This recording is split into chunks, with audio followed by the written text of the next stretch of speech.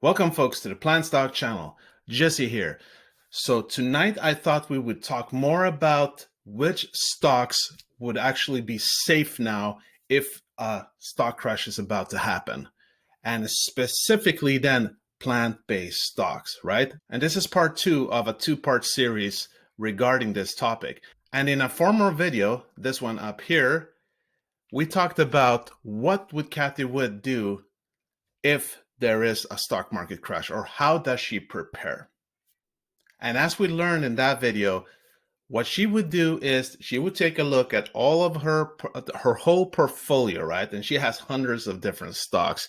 And she would look at the ones that she's not that convicted by, right? That she doesn't feel this conviction like, yeah, they're pure plays, right? They're winners. She would sell them out now. And then she would actually reinvest that money into deep value stocks, which you could also call undervalued stocks. And why would you do that? Well, considering that if there is a market correction happening, right, and these stocks are already undervalued, chances are that they won't go lower than what they are now. Or if they do, it will be very little, right? And she would keep that money there and just wait out the storm. And when things have landed, right, the market corrections has finished, then she would sell those stocks again and actually reinvest them into those stocks that she truly believes in, right? Her conviction stocks, like in her case, that would be Tesla and Square, her pure plays, right? But as we talked about in the last video and the end of the video, what about us who don't have several stocks, right? Who maybe don't have 10, 15, 20, 30, 40 stocks, that we only have a few stocks, like 3, 4, 5, 6 stocks maybe. What should we do? Especially if it is stocks that we actually really believe in. And are there some of these stocks, some of these plant-based stocks that could be considered safe? And I'm going to give you 5 choices tonight that I consider safe. But before we get into those choices, guys, like always, I would truly appreciate an early thumbs up, since it will help the algorithm reach more people, right? And if you want to continue getting more information regarding different plant-based stocks and companies, make sure to subscribe and don't forget to hit that bell button. Guys, thank you. I appreciate you. So a lot of new, really tiny plant-based companies have started to emerge now as of late. The last half year and the last couple of months, it's just getting more and more. And that's really fun, right? I'm really happy to see that the plant-based industry sector is growing as much as it does. But there are also risks involved with that, right? There's more risk with these companies, even though as you know, I believe that plant-based companies will overall do really well in the years to come. But should they all be considered equal when it comes to market corrections, like when we're heading maybe towards a stock market crash? What should we think about there? And as I've talked about in my former video, if we're heading towards a market crash, right, we don't know how long it will last. Will it be for a couple of weeks, a couple of months? Could it be a couple of years? That's been known to happen several times, right? That's why we want to be careful in what companies we invest right now at this moment, right? So what are the things we should think about when we're heading towards a rough ride maybe? And what are the companies you should think about investing if you want to feel safer? Now, if we take a look at the stock chart with Beyond Meat, ticker symbol BYND, we can see the last month it's been a pretty rough ride, right? It was, though, quite high open for a while because of the PepsiCo deal, but it has been trading downwards since then. And it is around $140 at the moment. But to be honest, comparing it to other plant-based stocks out there, it is actually almost trading sideways at the moment. So it is pretty stable for being a plant-based or a growth company at the moment. So I think we're doing pretty well, sitting tight there. So if there's one stock that I actually think you can feel really safe about when it comes to a market correction, right, that would be Beyond Meat, most definitely, considering that it is the industry leader, as we've talked about so many times here, right? It's on a global scale. At the moment, we're talking about 122 stores and places out there, restaurants. The brand awareness is there. Everyone knows about Beyond Meat, basically. We have a lot of famous people being brand ambassadors, and they have a pretty good capital. I think the last we saw when it comes to their cash balance, it's around $160 million. They're going to use that, obviously, when it comes to their R&D and their ongoing expansion. But one of the reasons that I think we could feel most secure about is, as we've talked about many times now, is the 3 huge deals that they have, right? They just made deals with Mickey D, right? McDonald's on a global scale. And then they made deals with Yum Brands that controls Pizza Hut, KFC, and Taco Bell. And that's on a global scale as well, right? And then they made a deal 1.5 months ago with PepsiCo, which is the second largest food company out there after Nestle, with a valuation of $200 billion. I mean, we're sitting really tight there. So I wouldn't be worried at all. And then the company is expanding into China, which is going to be huge in itself. It's the only plant-based food company out there that's gone into the mainland China and actually building 2 factories at the moment, 2 facilities. And the same thing with expanding into Europe.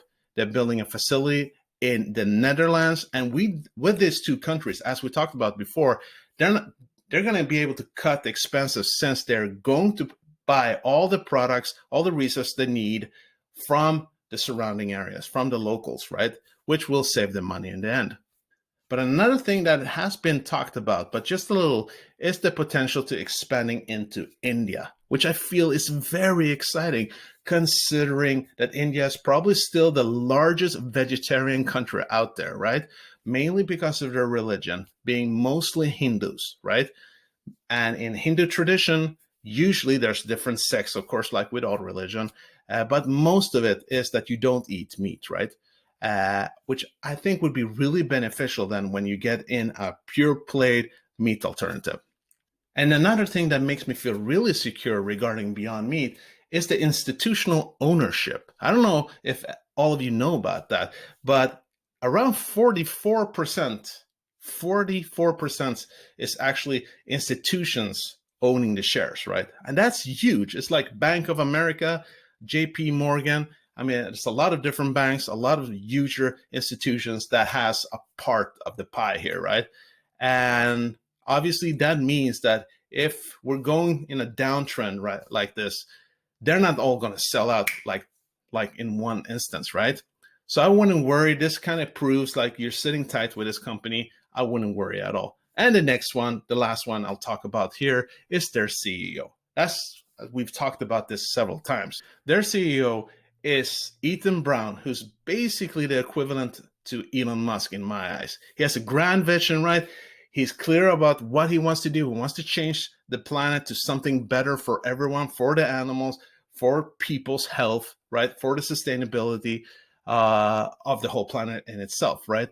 And a man with that kind of vision, who's that driven, and he doesn't care about what the stock price is or about the last PE value and so on. He just cares about improving his product, putting all the money into R&D and expanding the brand. So eventually they'll get a bigger market share, especially taken from the animal agriculture industry. As we talked about, he's looking to go take that $1.4 trillion meat industry.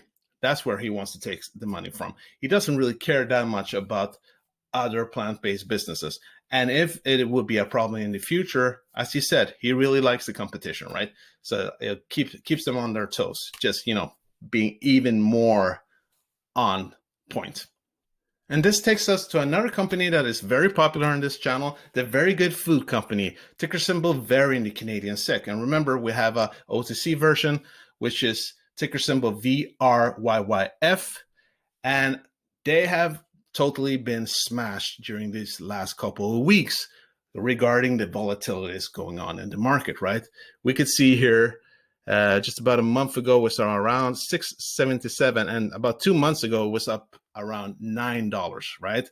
So it's been going steadily down here, and actually just a few days ago it was down to around 458 in the Canadian SEC, right?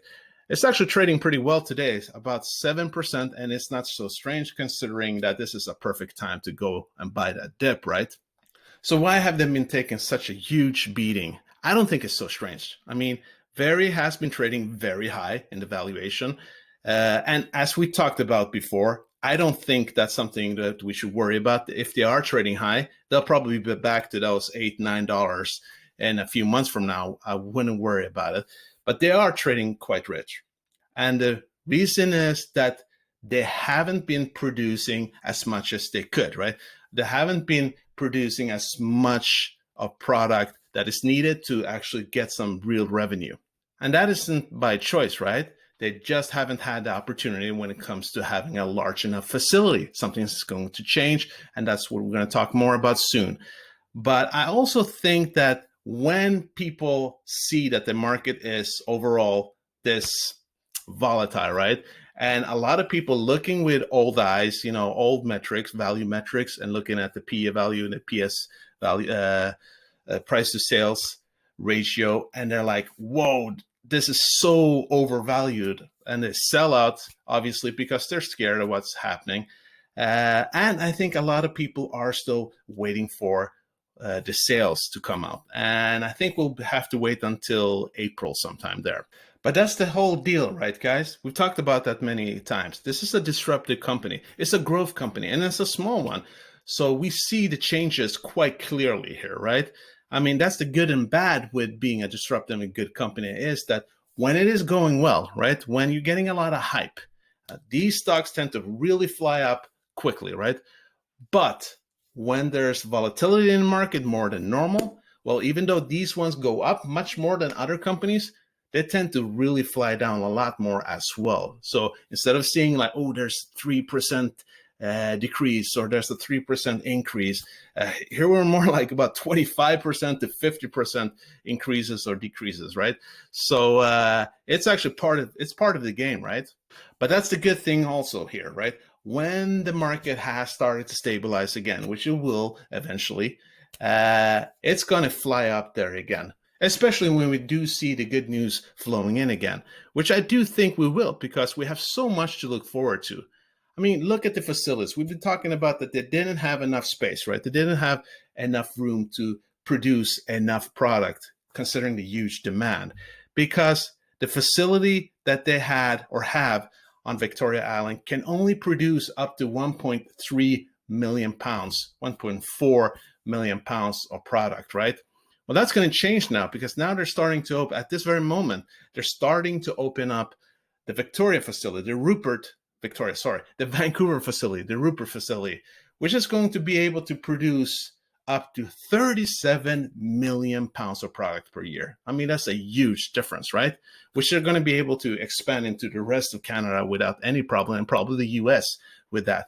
But also, not only that, as we know, they're opening up that Patterson facility in Cali down in the US starting, I think, springtime or early summer. That's my understanding, what I've heard so far. And as we know, with that facility in California, we're talking about almost 100 million pounds per year. Obviously, these numbers, these production numbers, is at max capacity when everything is going great for the company, right? They're selling like crazy at that time, right? But that's where we're going to see it in a few years from now. It's still amazing. And we've talked about what kind of revenues we're looking at then, right? I mean, right now, this year, we might only be looking around, I think, everything between 10 to 12, who knows, up to $15 million. And that's pretty small for any company, right? But they're just started out. I think we're going to see a whole different number in a year from now. And when they are actually maxing out in these facilities, we're talking about a revenue stream of over 1 billion, about 1.3 to 1.4, right? And that's going to be huge. And as we know also, another positive thing is that they just acquired the Cultured Nut Company, right? Making the nut-based cheeses, which is also going to be part of their whole revenue flow, a new source, which I really like, considering that the dairy alternative market is going to be huge. By 2027, we're expecting it to be around 45 billion. So being part of the meat alternative and the dairy alternative makes this company really strong. And as we know also, they have been applying now to try to trade on a higher listing in the stock market in Canada, which means that if they get into that, they will have much more attention from more retail investors, from different institutions out there, meaning that if more people start investing, the stock will fly up more. They will have more capital to continue their expansion into the US, right? And hopefully Europe in the future. And then we're talking about their own restaurants, right? I think they're opening up their second restaurant now, their own butcher shop.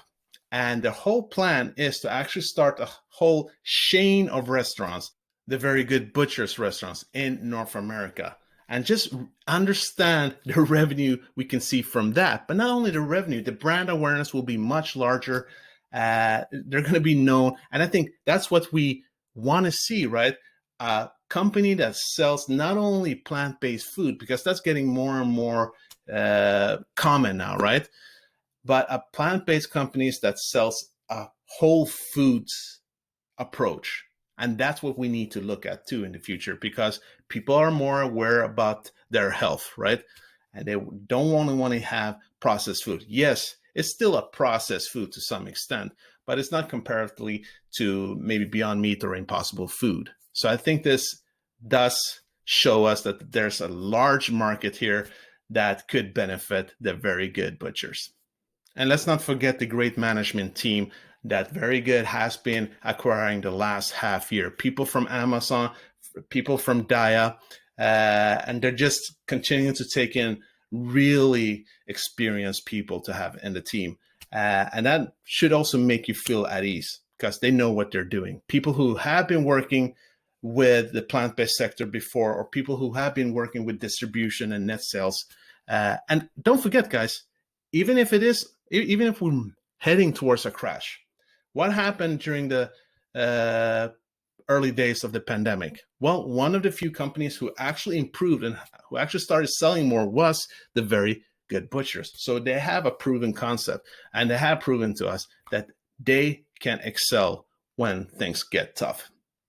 And then we have the Tattoo Chef, guys, ticker symbol TTCF. Also a company I think you can feel pretty good about. If you look at the stock chart, yes, it doesn't look very good. It's been trading downwards again for a month or so. Normally, I've seen it the last couple of months being more sideways, but going up between $6 and $7. Not quite taking off as I know many of you want to see. But I think that's regarding a lot of things, especially it's still a new company, especially the branded company Tattoo Chef.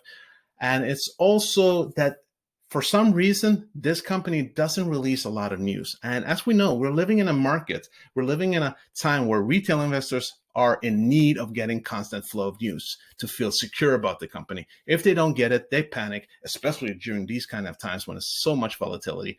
So they sell out, which is, of course, a shame.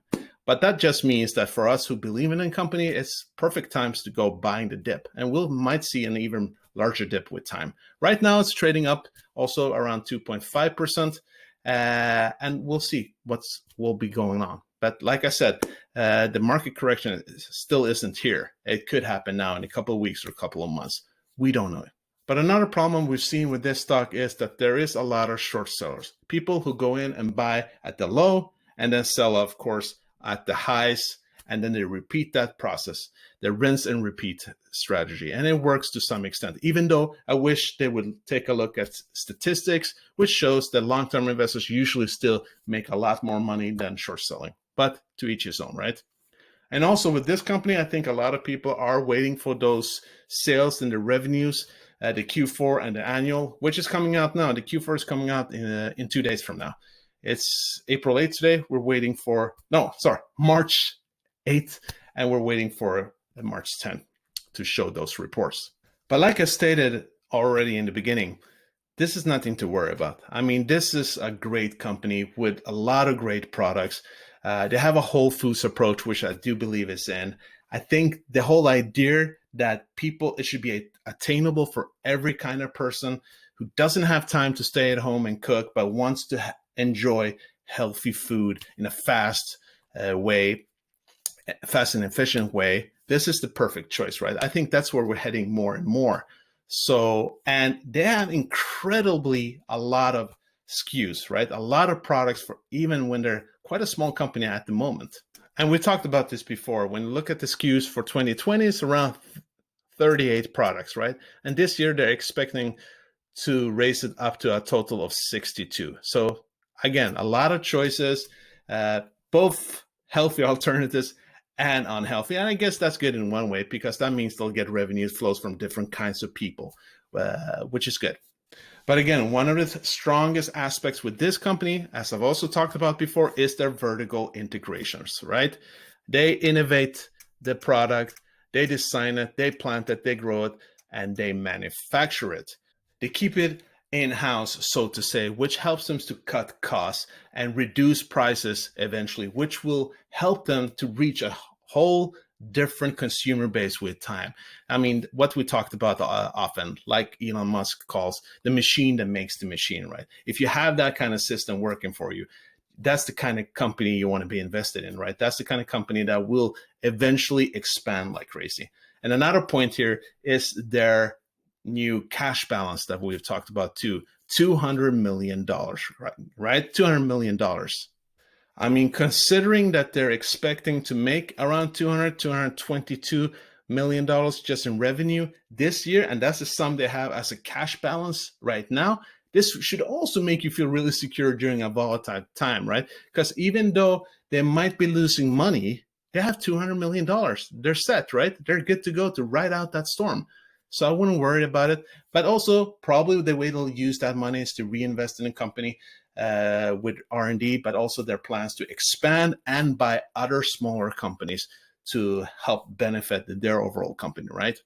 And then when it comes to the management here, we have Sam Galletti, the CEO and the president, the father of Sarah Galletti, the tattooed chef, right? Sam Galletti is super experienced, 35 years in the food industry business. He's actually worked in the industry since the 70s.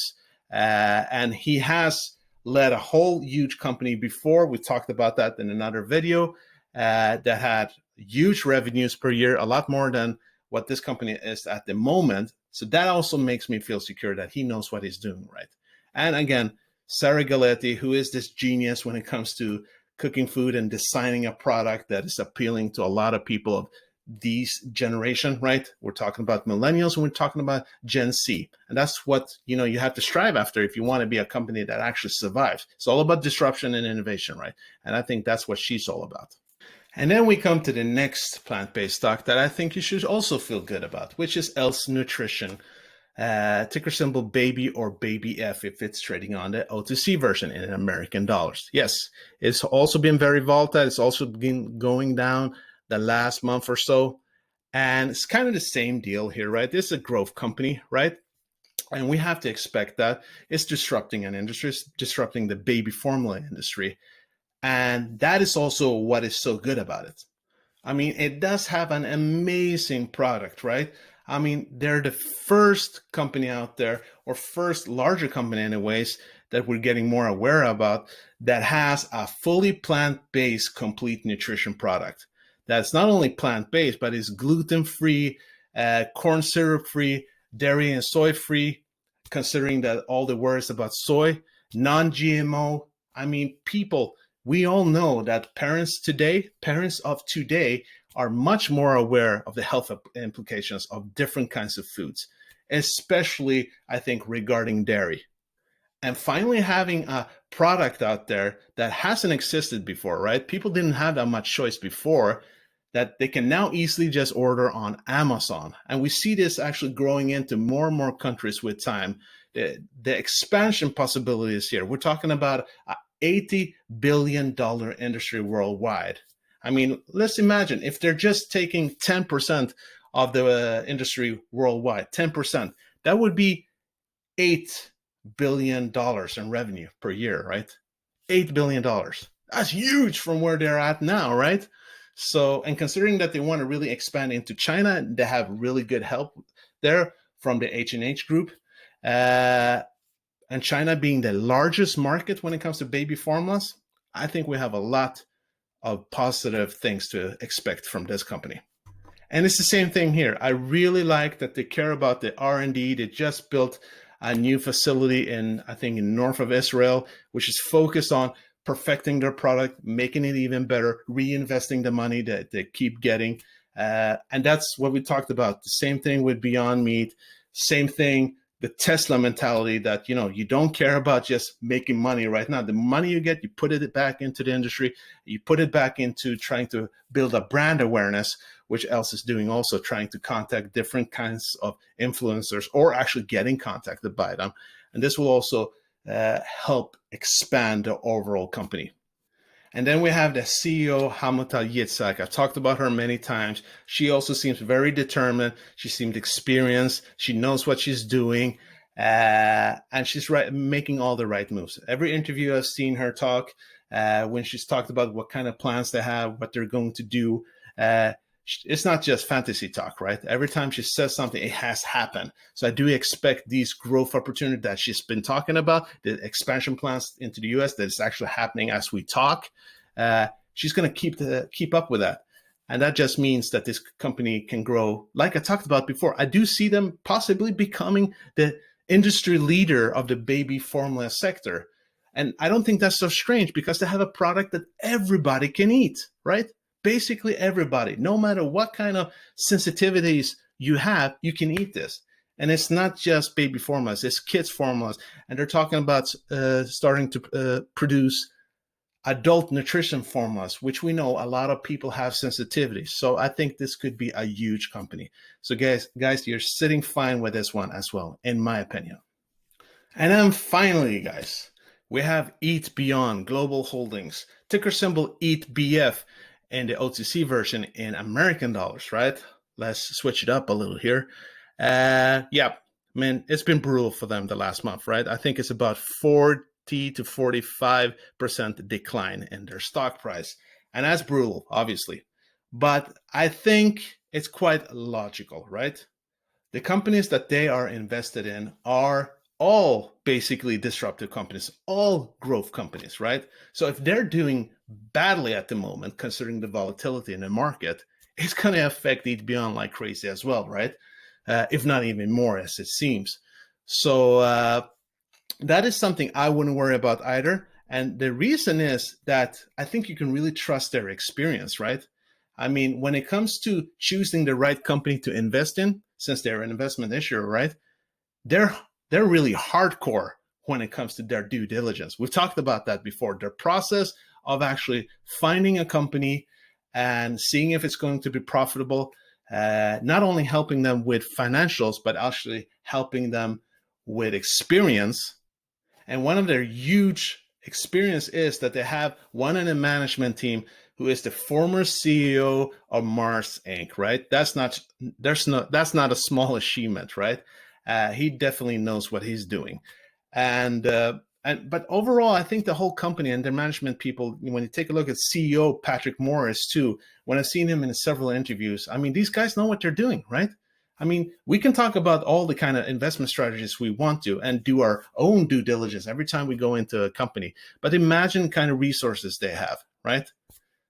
Like we talked about, they look at 500 companies first before choosing maybe 15 to 20. And it's a huge process before they have to choose the right company. And then they go in there, like we said, with some investment, but then helping them to maybe IPO or expanding their business. So I feel really good about this. I think you guys should too. So before we wrap this up, and I'm sorry guys, I know it became a really large video, but it's because we had a lot to cover there. I think you don't misunderstand me. I'm not saying that smaller plant-based companies won't do really well, and they might do really well during this crisis that we might be facing, right? But it's again, that think about that these new companies, they're barely existed for a long time. They don't have that many products usually. I'm talking about the small companies now. I'm not talking about Oatly that's going to IPO in May with a valuation of $5 billion and exists already in 20 countries. I'm not talking about that. I'm talking about these smaller plant-based companies that are valued to only a couple of $1 million. I mean, even VRYYF is a very small company, but it's still it's valued at around $400-500 million. That's a huge difference with maybe $20 million or $40 million or even less than that with some companies. And again, it's because these smaller companies, they don't have the same exposure yet, brand awareness. They don't have the same capital, right? So if something goes really bad for them, we can't be sure that they'll recover. Again, I still believe this is the right time and space for plant-based companies, but still some are safer than others at the moment. But don't forget, guys, just because we might be heading towards a stock market crash, and if it's happening sooner or later, doesn't matter, it's going to happen. That's just how the market is. It's a roller coaster. When it does eventually happen, it doesn't mean that this whole paradigm shift of eating plant-based food is just going to disappear during the next decade, right? It's still going to be ongoing. So it doesn't make sense that if you are invested in one of these great plant-based companies, it doesn't make sense that you should sell out on them now, because they're still going to be great companies. They're still going to do good things. So why would you sell out of a company that is part of this paradigm shift? And remember, Kathy Wood mentioned in the video that we saw in the last video, and again, take a look at it if you've forgotten, that when the next market crash happens, the companies that are going to fly up directly after, much faster than people expect, are the disruptive companies and the innovation companies. Now, for some reason, as of yet, she doesn't mention plant-based companies because ARK Invest, at what I know for now, don't seem interested in them or haven't paid attention to them. I'm like really waiting for that to happen. When that happens, I'll be the first to let you know. I promise you that. But she is talking about innovation companies. She is talking about disruptive companies. And plant-based companies, it can't be more innovation than that, right? It definitely can't be more than disruptive than that. So again, when it all lands, they're going to fly up again a lot. So folks, that was it for today. I truly hope you found some value in today's video. And if you did, please smash that like button, right? And if you want to keep getting more information regarding plant-based stocks or other companies or some investment philosophies, make sure to subscribe to the channel, and then don't forget the bell button. And as I'm sure that I don't need to remind you, this was not financial advice. These were just my own thoughts and philosophies, right? It's important to always do your own due diligence and invest safe. Thank you guys for today. Hope to see you soon. Peace out.